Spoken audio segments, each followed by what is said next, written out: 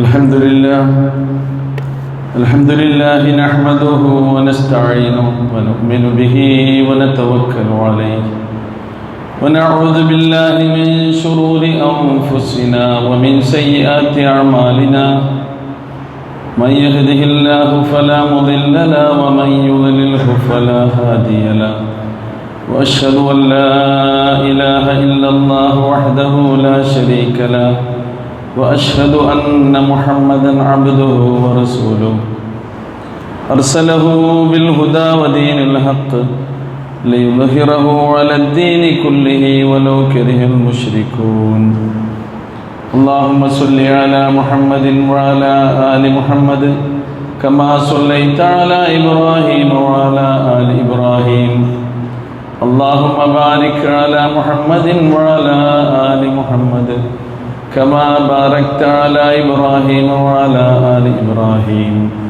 إنك حميد مجيد أما بعد فإن خير الحديث كتاب الله وخير الهدي هدي محمد صلى الله عليه وسلم وشر الأمور محدثاتها وكل محدثة بدعة وكل بدعة ضلالة يا أيها الذين آمنوا اتقوا الله وقولوا قولا سديدا يصلح لكم أعمالكم ويغفر لكم ذنوبكم ومن يطع الله ورسوله فقد فاز فوزا عظيما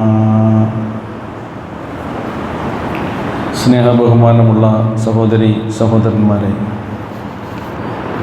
ജഗന്നിയന്താവായ അല്ലാഹു സുബ്ഹാനഹു വ തആലയുടെ നിയമനിർദ്ദേശങ്ങളും വിധിവിലക്കുകളും ജീവിതത്തിൻ്റെ രഹസ്യവും പരസ്യവുമായ എല്ലാ സന്ദർഭങ്ങളിലും ഓർത്തുകൊണ്ട് അല്ലാഹുവിൻ്റെ ഇഷ്ടദാസന്മാരായി ജീവിച്ചു മരിക്കാൻ പരമാവധി പരിശ്രമിക്കണമെന്ന് ആദ്യമായി ഉണർത്തുകയാണ്. അല്ലാഹു സുബ്ഹാനഹു വ തആല അതിന് നമുക്ക് തൗഫീഖ് നൽകി അനുഗ്രഹിക്കുമാറാകട്ടെ. മനുഷ്യരായ നമുക്ക് അല്ലാഹു നൽകുന്ന അനുഗ്രഹങ്ങളിൽ വളരെ ശ്രേഷ്ഠമായ അനുഗ്രഹങ്ങളെ പറ്റിയാണ് നമ്മൾ പറഞ്ഞു വന്നത്. ഒന്ന് നമുക്ക് കിട്ടുന്ന ഹിദായത്താണ്, മറ്റൊന്ന് നമ്മുടെ ആഫിയത്താണ്, നമ്മുടെ സന്മാർഗവും ആരോഗ്യവും അല്ലാഹു നമുക്ക് നൽകുന്ന മഹത്തായ അനുഗ്രഹങ്ങൾ തന്നെയാണ്. നമ്മുടെ ബോധ്യവും അനുസരിച്ച് അതിനെ സംരക്ഷിക്കേണ്ട, പരിപോഷിപ്പിക്കേണ്ട ബാധ്യതയും ഓരോരുത്തരുടേതുമാണ് എന്ന് അല്ലാഹു സുബ്ഹാനഹു വ തആല നമ്മെ ഉണർത്തിയിട്ടുണ്ട്. ഇങ്ങനെയൊക്കെയാണെങ്കിലും മനുഷ്യരായ നമ്മുടെ ജീവിതത്തിൽ പല വിധത്തിലുള്ള പരീക്ഷണങ്ങൾക്കും നമ്മൾ വിധേയരാകും. ജീവിതം എന്ന് പറയുന്നത് സുഖവും ദുഃഖവും സന്തോഷവും സന്താപവും കണ്ണീരും പുഞ്ചിരിയുമെല്ലാം കൂടിക്കലർന്നിട്ടുള്ള മനുഷ്യൻ്റെ അനുഭവങ്ങൾ തന്നെയാണ്. ഈ സന്ദർഭത്തിലെല്ലാം അള്ളാഹുവിനെ ഓർത്തുകൊണ്ട് കഴിഞ്ഞുകൂടുക എന്നതാണ് ഒരു വിശ്വാസിക്ക് കരണീയമായിട്ടുള്ളത്. അള്ളാഹു പറയുന്നുണ്ട്, വനബ്ലുവന്നക്കും ബിശ്ശർരി വൽ ഖൈരി ഫിത്ന. നന്മ കൊണ്ട് തിന്മ കൊണ്ട്, നിങ്ങൾക്ക് ഗുണകരമായ കാര്യങ്ങൾ കൊണ്ടും നിങ്ങൾക്ക് ചിലപ്പോൾ ദോഷകരമായതിലൂടെയും അള്ളാഹു നിങ്ങളെ പരീക്ഷിക്കുക തന്നെ ചെയ്യുമെന്നാണ് പറയുന്നത്. അപ്പോൾ നല്ല നല്ല കാര്യങ്ങൾ നൽകി അള്ളാഹു നമ്മെ പരീക്ഷിക്കുകയാണ്. നല്ല ആരോഗ്യം, നല്ല സമ്പത്ത്, സ്ഥാനവും മാനവും അംഗീകാരവും ജീവിതത്തിൽ നല്ല സുസ്ഥിതിയും, ഈ അനുഗ്രഹങ്ങളുടെ എണ്ണിയാൽ ഒടുങ്ങാത്ത പട്ടികകൾ, അതൊക്കെ നമ്മൾ നിരത്തി വെക്കുമ്പോഴും അതിലൂടെ അള്ളാഹു നമ്മെ പരീക്ഷിക്കുകയാണെന്ന ബോധം നമുക്കുണ്ടാകും. ഈ അനുഗ്രഹങ്ങൾക്കൊക്കെ ചിലപ്പോൾ എന്തെങ്കിലും ഇടിവ് സംഭവിക്കും, കുറച്ചിലുകൾ ഉണ്ടാകും. അങ്ങനെ കുറക്കുന്നവനും അതൊക്കെ കൂട്ടുന്നവനും അള്ളാഹു തന്നെയാണെന്നുള്ള ബോധം, അതാണ് പരീക്ഷണം. ആ പരീക്ഷണത്തിൽ കൂടി നിങ്ങൾ വിജയിക്കണമെന്നാണ് അള്ളാഹു നമ്മോട് കൽപ്പിക്കുന്നത്. ഇങ്ങനെ പരീക്ഷണങ്ങൾ ഉണ്ടാവുക എന്ന് പറഞ്ഞാൽ അള്ളാഹുവിന് നമ്മോട് വെറുപ്പോ കോപമോ ഉണ്ടായത് കൊണ്ടായിരിക്കുകയില്ല ആ പരീക്ഷണം. ചിലപ്പോൾ അള്ളാഹു ഏറ്റവും കൂടുതൽ ഇഷ്ടപ്പെടുന്ന ആളുകളെ ആയിരിക്കും ഏറ്റവും കൂടുതൽ പരീക്ഷിക്കുക. പ്രവാചക തിരുമേനി സല്ലല്ലാഹു അലൈഹി വസല്ലം പറഞ്ഞിട്ടുണ്ട്, അശദ്ദുന്നാസി ബലാഅ അൽ-അംബിയ, ജനങ്ങളിൽ ഏറ്റവും കൂടുതൽ അല്ലാഹു സുബ്ഹാനഹു വ തആല പരീക്ഷിക്കുന്നത് അംബിയാക്കളെയാണെന്ന്. സുമ്മ സ്വാലിഹൂൻ, അതിനുശേഷം സജ്ജനങ്ങളായ സദ്വൃത്തരായ ആളുകളെ അല്ലാഹു സുബ്ഹാനഹു വ തആല പരീക്ഷിക്കും. സുമ്മൽ അംസൽ ഫൽ അംസൽ, പിന്നെ അതുപോലെയുള്ള നല്ല നല്ല ആളുകളെ അല്ലാഹു സുബ്ഹാനഹു വ തആല പരീക്ഷിച്ചുകൊണ്ടേയിരിക്കും. അങ്ങനെ ഈ ജീവിത പരീക്ഷണങ്ങളിലൊക്കെ തന്നെ വിജയം വരിക്കുക. വഇന്നല്ലാഹ ഇദാ അഹബ്ബ ഖൗമൻ ഇബ്തലാഹും, അല്ലാഹു ഒരു സമൂഹത്തെ ഇഷ്ടപ്പെടുകയാണെങ്കിൽ അവരെ ഇഷ്ടപ്പെട്ടു എന്നതിൻ്റെ അടയാളമാണ് അവരുടെ ജീവിതത്തിൽ ഉണ്ടാകുന്ന പരീക്ഷണങ്ങൾ എന്നാണ് റസൂലുള്ളാഹി സ്വല്ലല്ലാഹു അലൈഹി വസല്ലം പറഞ്ഞത്. ഇങ്ങനെയുള്ള പരീക്ഷണങ്ങൾ ജീവിതത്തിൽ നമ്മൾ അഭിമുഖീകരിക്കുമ്പോൾ ഫമൻ റളിയ ഫലഹു റിളാ, അതിൽ ആരെങ്കിലും തൃപ്തിപ്പെടുകയാണെങ്കിൽ അള്ളാഹുവിൻ്റെ തൃപ്തി അത് മുഖേന അവന് നേടാനാകും. വമൻ സഖത ഫലഹു സുഖ്ത്, ആ പരീക്ഷണ സന്ദർഭങ്ങളിൽ ആരെങ്കിലും അതൃപ്തി പ്രകടിപ്പിക്കുകയാണ് എങ്കിലോ അവന് അള്ളാഹുവിൻ്റെ അതൃപ്തിയാണ് ലഭിക്കുക. നമ്മൾ ജീവിതത്തിൽ അള്ളാഹുവിന് തൃപ്തിപ്പെട്ടവരായി തീരാൻ വേണ്ടിയാണ് ആഗ്രഹിക്കുന്നതെങ്കിൽ ഈ സന്ദർഭങ്ങളിലെല്ലാം തന്നെ നമ്മൾ ക്ഷമിക്കുകയും അതേപോലെ തന്നെ തവക്കുലാക്കുകയും അള്ളാഹുലേക്ക് അനുദപിച്ച് മടങ്ങുകയും ചെയ്യണമെന്നാണ് വിശുദ്ധ ഖുർആനിൻ്റെ ആയത്തുകൾ, പ്രവാചകന്റെ അധ്യാപനങ്ങൾ നമുക്ക് പകർന്നു തരുന്ന പാഠം. അത്തവക്കുലു വസ്സബ്റു വത്തൗബ, അള്ളാഹുവിൽ ഭരമേൽപ്പിച്ച് ക്ഷമയവലംബിച്ച് അള്ളാഹുലേക്ക് അനുദപിച്ചു മടങ്ങുന്ന ഒരു മനസ്ഥിതിയായിരിക്കണം വിശ്വാസികൾക്ക് ഇത്തരം പരീക്ഷണ വേളകളിൽ ഉണ്ടാകേണ്ടതെന്നാണ്. അമ്പിയാക്കളെയാണ് അള്ളാഹു നല്ലവണ്ണം പരീക്ഷിക്കുക എന്ന് പറഞ്ഞല്ലോ. നമുക്കറിയാം, അള്ളാഹുവിൻ്റെ ഖലീൽ ആയിരുന്നു ഇബ്രാഹിം അലൈഹിസ്സലാത്തു വസ്സലാം. ഇബ്രാഹിം അലൈഹിസ്സലാത്തു വസ്സലാം അഗ്നി പരീക്ഷണങ്ങൾക്ക് ജീവിതത്തിൽ വിധേയനായ വ്യക്തിയാണ്. അനവധി പരീക്ഷണങ്ങൾ. ഖലീൽ എന്ന് മാത്രമല്ല, ഇന്നീ ജാഇലുക ലിന്നാസി ഇമാമ, ജനങ്ങളുടെ മുഴുവൻ നേതാവായി ഞാൻ നിങ്ങളെ നിർത്തിയിരിക്കുന്നു, ആ സ്ഥാനവും പദവിയും നിങ്ങൾക്ക് നൽകിയിരിക്കുന്നു എന്ന് അല്ലാഹു സുബ്ഹാനഹു വ തആല പറഞ്ഞ ഖലീലുല്ലാഹി ഇബ്രാഹിം അലൈഹിസ്സലാത്തു വസ്സലാമിനെ തൻ്റെ നാട്ടുകാർ, തൻ്റെ പ്രിയപ്പെട്ട ആളുകളെല്ലാം തന്നെ കൂടി വലിയ അഗ്നികുണ്ഡം ഒരുക്കി അതിലേക്ക് വലിച്ചെറിഞ്ഞ് അദ്ദേഹത്തെ കരിച്ചു കളഞ്ഞാനായിരുന്നു തീരുമാനം. പക്ഷേ അള്ളാഹുൽ തവക്കുലാക്കിക്കൊണ്ട് മഹാനായ പ്രവാചകൻ പ്രാർത്ഥിച്ചു, ഹസ്ബി അല്ലാഹ് വനിഅമൽ വക്കീൽ, എനിക്ക് എൻ്റെ അള്ളാഹു മതി, എൻ്റെ കാര്യങ്ങളെല്ലാം തന്നെ ബലമേൽപ്പിക്കാൻ ഏറ്റവും പറ്റിയവൻ അവനാണെന്നാണ്. അള്ളാഹുവിലുള്ള ഈ തവക്കുലും ഈ ദൃഢവിശ്വാസവുമാണ് ഇത്തരം പരീക്ഷണ വേളകളിലെല്ലാം തന്നെ പ്രവാചകന്മാരെ രക്ഷിച്ചിട്ടുള്ളത് എന്ന് ചരിത്രത്തിലൂടെ നമുക്ക് മനസ്സിലാക്കാൻ കഴിയും. യൂനുസ് അലൈഹിസ്സലാത്തു വസ്സലാം സൂറ അംബിയായിൽ 87-ാമത്തെ ആയത്തിൽ അദ്ദേഹത്തിൻ്റെ ചരിത്രം നമുക്ക് പഠിപ്പിച്ചു തരുന്നുണ്ട്.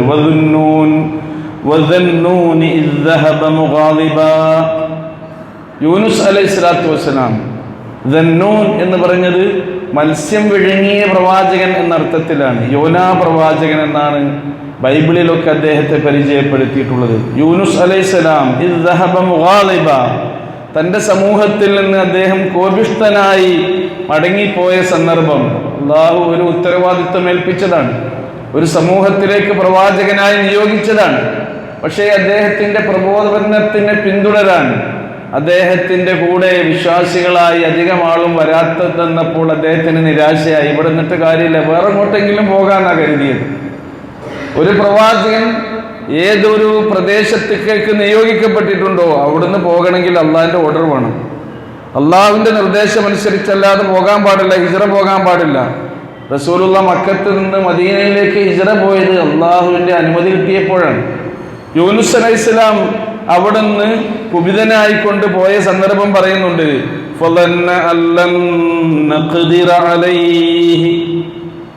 നാം ഒരിക്കലും അദ്ദേഹത്തിനെതിരിൽ നടപടിയെടുക്കുകയില്ല എന്ന് അദ്ദേഹം വിചാരിച്ചു പോയി. ഞാൻ അള്ളാഹുവിൻ്റെ റസൂലല്ലേ, അതുകൊണ്ട് ഞാൻ എങ്ങനെ ചെയ്താൽ എനിക്കെതിരിൽ പഠിച്ചോന്നൊരു നടപടി എടുക്കൂല എന്ന് യൂനുസ് അലൈഹിസ്സലാം വിചാരിച്ചു പോയി. അള്ളാഹ് പറയാണ്, അങ്ങനെ അദ്ദേഹത്തെ മത്സ്യം വിഴുങ്ങിയ ചരിത്രമാണ് വിശുദ്ധ ഖുർആൻ നമുക്ക് പഠിപ്പിച്ചു തരുന്നത്.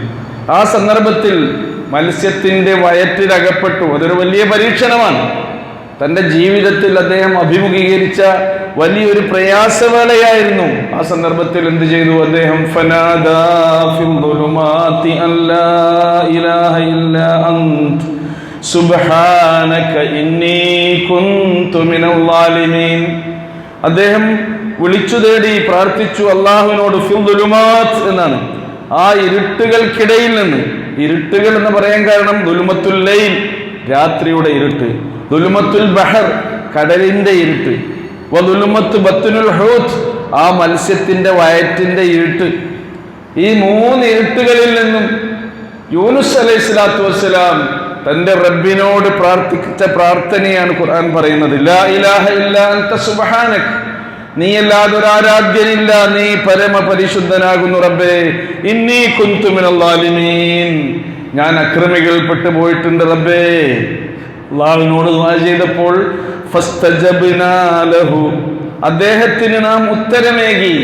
അല്ലാഹു പറയാണ്, അല്ലാഹുവിനോട് ദുആ ചെയ്താൽ അതിന് അല്ലാഹു ഉത്തരം നൽകും. നിങ്ങൾ എന്നോട് പ്രാർത്ഥിച്ചു കൊള്ളുക. ഉദ്ഊനി അസ്തജിബ് ലക്കും, എന്നോട് ദുആ ചെയ്യുക, ഞാൻ നിങ്ങൾക്ക് ഉത്തരം നൽകും എന്നാണ് അല്ലാഹു സുബ്ഹാനഹു വ തആല പറഞ്ഞിട്ടുള്ളത്. അമ്പിയാക്കളൊക്കെ ഇതുപോലെയുള്ള പ്രയാസങ്ങളിൽ അകപ്പെട്ടപ്പോൾ അല്ലാഹുവിനോട് ദുആ ഇരക്കുകയാണ് ചെയ്തത്. യൂനുസ് അലൈഹിസ്സലാം അദ്ദേഹം അങ്ങനെ തന്നെ ചെയ്തു. വനജ്ജൈനാഹു മിനൽ ഗം, അദ്ദേഹം അകപ്പെട്ടിട്ടുള്ള ഈ തീരാ ദുഃഖത്തിൽ നിന്ന് നാം അദ്ദേഹത്തെ രക്ഷപ്പെടുത്തുകയും ചെയ്തു. വകദാലിക നുൻജിൽ മുഅ്മിനീൻ, വിശ്വാസികളായവരെ ഇങ്ങനെയാണ് നാം രക്ഷപ്പെടുത്തുക എന്ന് അല്ലാഹു സുബ്ഹാനഹു വ തആല പറയുന്നു. എങ്ങനെ രക്ഷപ്പെടുത്തും? നമ്മൾ പരീക്ഷണങ്ങൾക്ക് വിധേയരാകുമ്പോൾ അള്ളാഹുവിനെ മറക്കാതെ അവന്റെ നേരെ കൈകൾ ഉയർത്തി മനസ്സ് തിരിച്ച് നിഷ്കളങ്കമായി നിഷ്കപടമായി അവനോട് ദുആ ഇരുന്നാൽ ആ ദുആ അല്ലാഹു സുബ്ഹാനഹു വ തആല കേൾക്കുമെന്നാണ്. സൂറ സ്വാഫാത്തിൽ അതിനൽപ്പം കൂടി വിശദീകരിച്ച് ഇരുന്നുണ്ട്. ഫൽതഖമഹുൽ ഹൂതു വഹുവ മുലീം, യൂനുസ് അലൈഹിസ്സലാം ആക്ഷേപാർഹനായിരിക്കെയാണ് അദ്ദേഹത്തെ മത്സ്യം വിഴുങ്ങിയത്. അപ്പൊ അള്ളാഹുവിന്റെ നിർദ്ദേശം കിട്ടാതെ അദ്ദേഹത്തിന്റെ പ്രബോധന മേഖലയിൽ നിന്ന് അദ്ദേഹം മറ്റൊരു നാട്ടിലേക്ക് പോയ ആ കാര്യത്തിനാലാണ് ഇങ്ങനെയൊക്കെ സംഭവിച്ചത്. ഇനി ഈ പ്രാർത്ഥന പോലെ തന്നെ അദ്ദേഹം ചെയ്ത മറ്റൊരു കാര്യം കൂടി വിശുദ്ധ ഖുർആൻ എടുത്ത് പറയുന്നുണ്ട്. ഫലൗലാ അന്നഹു കാന മിനൽ മുസബ്ബിഹീൻ, അദ്ദേഹമെങ്ങാനും അള്ളാഹുവിന്റെ നാമത്തെ പരിശുദ്ധിയെ വാഴ്ത്തുന്നവനായിട്ടില്ലായിരുന്നുവെങ്കിൽ എന്ന് പറഞ്ഞാൽ അദ്ദേഹം അള്ളാഹുവിന്റെ പരിശുദ്ധിയെ വാഴ്ത്തുന്നവനായിരുന്നു. സുബ്ഹാനല്ലാഹ്, അള്ളാഹു പരമ പരിശുദ്ധനാണ് എന്ന ഈ ദിക്ർ ഏറ്റവും കൂടുതൽ ഉരുവിടുകയും അത് മനസ്സിൽ ഓർക്കുകയും ചെയ്ത ഒരു പ്രവാചകനായിരുന്നു യൂനുസ് അലൈഹിസ്സലാത്തു വസ്സലാം. അതുകൊണ്ടാണ് അള്ളാഹു പ്രത്യേകം എടുത്തു പറയുന്നത് ഫലൗലാ അന്നഹു കാന മിനൽ മുസബ്ബിഹീൻ, അദ്ദേഹം ഇങ്ങനെ അള്ളാഹുവിന്റെ നാമത്തെ പരിശുദ്ധിപ്പെടുത്തി വാഴ്ത്തുന്നവനായിട്ടില്ലായിരുന്നുവെങ്കിൽ ലലബിസ ഫീ ബത്നിഹി ഇലാ യൗമി യുബ്അസൂൻ, ഉയർത്തെഴുന്നേൽപ്പ് നാൾ വരെ യൂനുസ് അലൈഹിസ്സലാം മത്സ്യത്തിന്റെ വയറ്റിൽ തന്നെ കഴിഞ്ഞുകൂടേണ്ടി വരുമായിരുന്നു എന്ന്. സഹോദരങ്ങളെ, നമ്മൾ ആലോചിച്ച് നോക്കൂ. അപ്പൊ അദ്ദേഹത്തെ അങ്ങനെയുള്ളൊരവസ്ഥയിൽ നിന്ന് രക്ഷിച്ചത് എന്താണ്? അള്ളാഹുവിലുള്ള തവക്കുലാണ്. അള്ളാഹുവിന്റെ വിധി എന്താണോ ആ വിധിയിൽ അദ്ദേഹം ക്ഷമിക്കുകയും സഹിക്കുകയും ചെയ്തതാണ്. മാത്രമല്ല അള്ളാഹുവിനോട് അനുദപിച്ചു മടങ്ങിയതാണ്. അതുമല്ല അള്ളാഹുവിന്റെ പ്രാർത്ഥനയിൽ അള്ളാഹുവിന്റെ നാമത്തെ പരിശുദ്ധപ്പെടുത്തിയതുമാണ്. അതെല്ലാം പ്രാർത്ഥനയിൽ പറയുന്നുണ്ട്. ലാ ഇലാഹ ഇല്ലാ അൻത സുബ്ഹാനക, അവിടെയും തസ്ബീഹിന്റെ വചനങ്ങളുണ്ട്. അപ്പൊ ഇതേപോലെയുള്ള അവസ്ഥയിൽ വിശ്വാസികളായ നമ്മളും ചെയ്യേണ്ടത് എന്താണ്?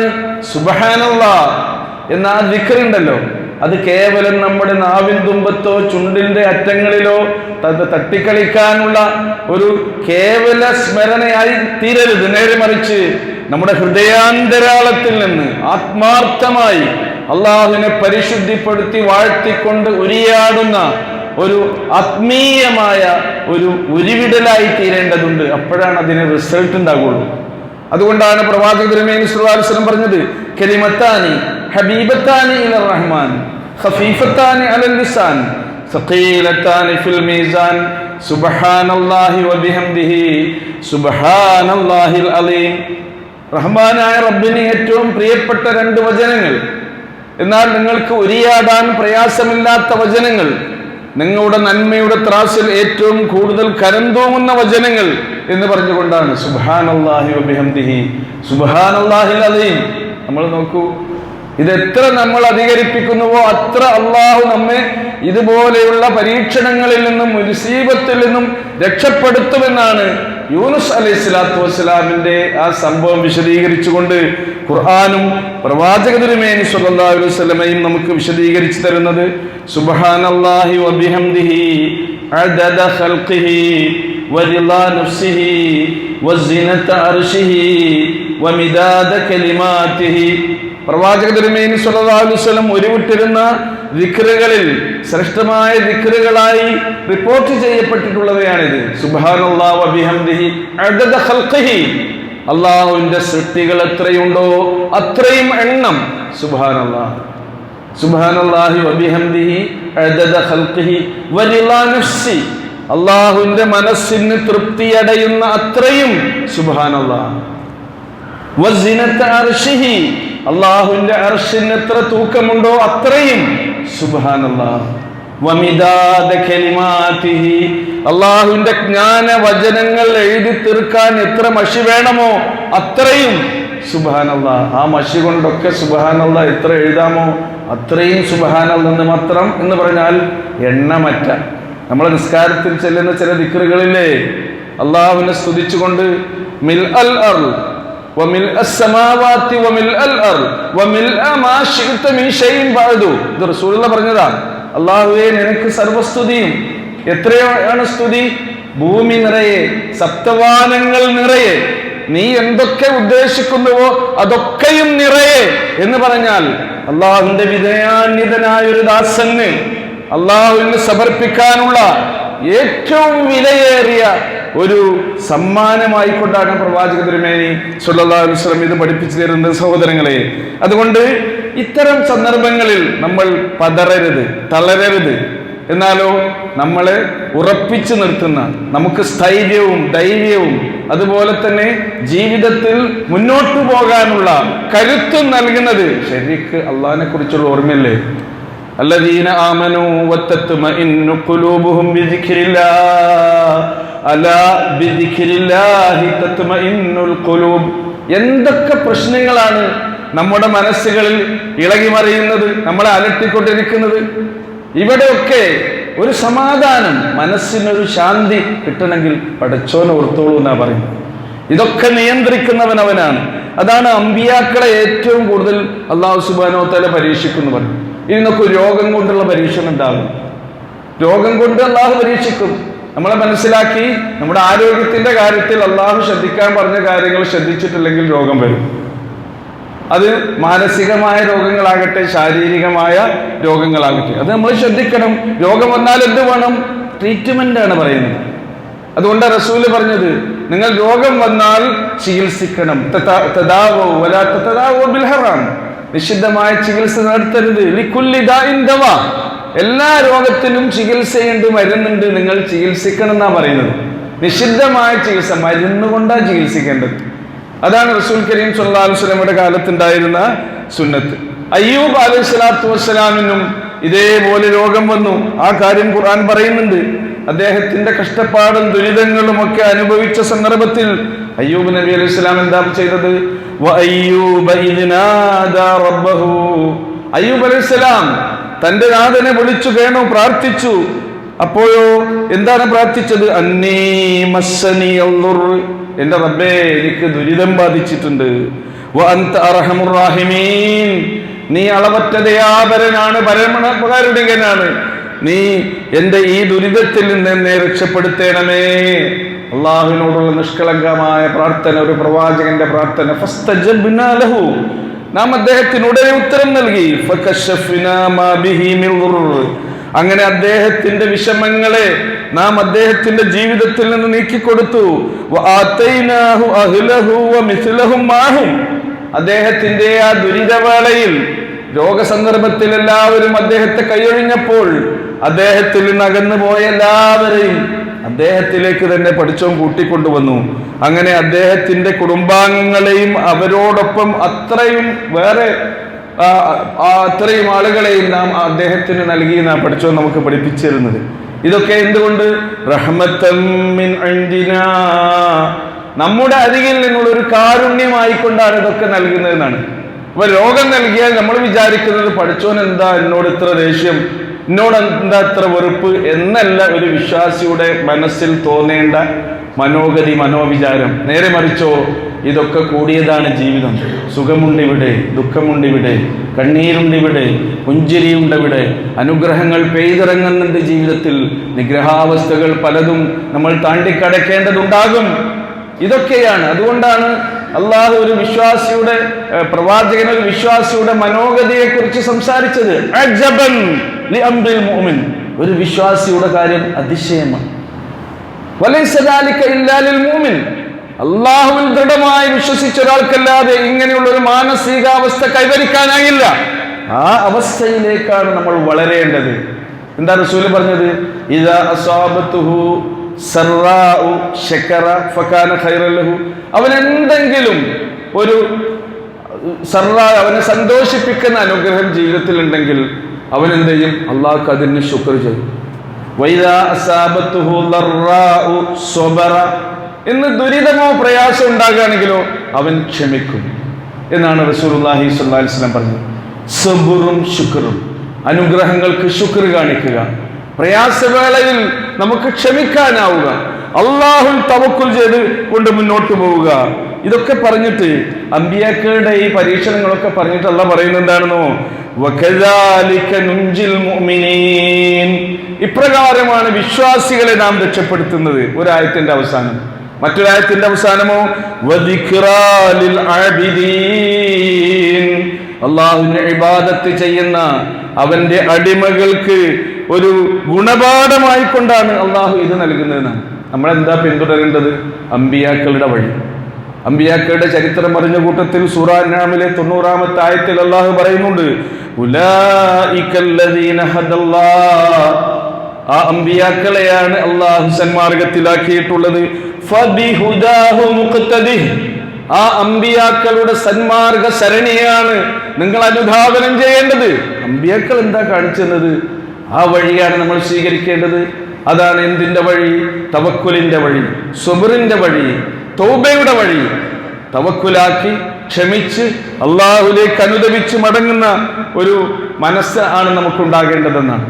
ആ സുബ്റിനനുസരിച്ച് പഠിച്ചോ നമുക്ക് പ്രതിഫലം വർദ്ധിപ്പിച്ചു വരികയും ചെയ്യുമെന്നാണ്. റസൂലുള്ളാഹി പറഞ്ഞു, ഇന്ന ഇളമൽ ജസാഇ മഅ ഇളമിൽ ബലാ, പരീക്ഷണം എത്ര തീവ്രമാകുന്നുവോ അതിനനുസരിച്ച് നിങ്ങളുടെ പ്രതിഫലം ഇങ്ങനെ വർദ്ധിച്ചു കൊണ്ടിരിക്കുന്നു. പരീക്ഷണം എത്ര തീവ്രമാകുന്നുവോ, ആ പരീക്ഷണ ഘട്ടത്തിൽ എത്ര നിങ്ങൾ ക്ഷമിക്കുന്നുവോ അതിനനുസരിച്ച് നിങ്ങളുടെ പ്രതിഫലം ഇങ്ങനെ വർദ്ധിച്ചു കൊണ്ടിരിക്കുന്നു.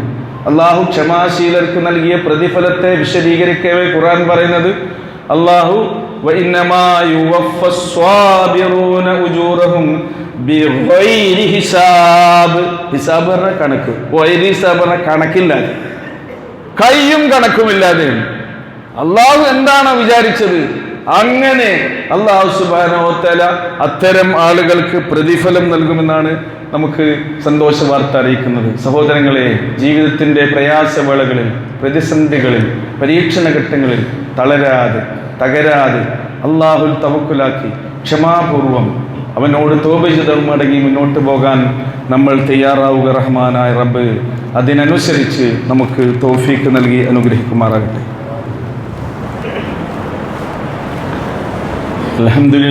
അൽഹംദുലില്ലാഹില്ലദീ ഹദാനാ ലിഹാദാ വമാ കുന്നാ ലിനഹ്തദിയ ലൗലാ അൻ ഹദാനല്ലാഹ്. അല്ലാഹുമ്മ സ്വല്ലി അലാ മുഹമ്മദിൻ വഅലാ ആലി മുഹമ്മദ് കമാ സ്വല്ലൈത അലാ ഇബ്രാഹീം വഅലാ ആലി ഇബ്രാഹീം ഇന്നക ഹമീദും മജീദ്. ഇത്തഖുല്ലാഹ ഇബാദല്ലാഹ്. പ്രിയമുള്ളവരെ, അള്ളാഹുവിൻ്റെ നിയമനിർദ്ദേശങ്ങൾ ജീവിതത്തിലേക്ക് ചേർത്ത് വെച്ചുകൊണ്ട് അള്ളാഹുവിന് പ്രിയപ്പെട്ടവരായി കഴിഞ്ഞുകൂടാൻ പരിശ്രമിക്കണമെന്ന് ഒരിക്കൽ കൂടി ഉണർത്തുകയാണ്. റഹ്മാനായ റബ്ബ് നമ്മെ അനുഗ്രഹിക്കുമാറാകട്ടെ. ജീവിതത്തിൻ്റെ പരീക്ഷണങ്ങളിൽ ചിലപ്പോഴൊക്കെ അക്ഷമരായി പലതും നമ്മൾ പറയും.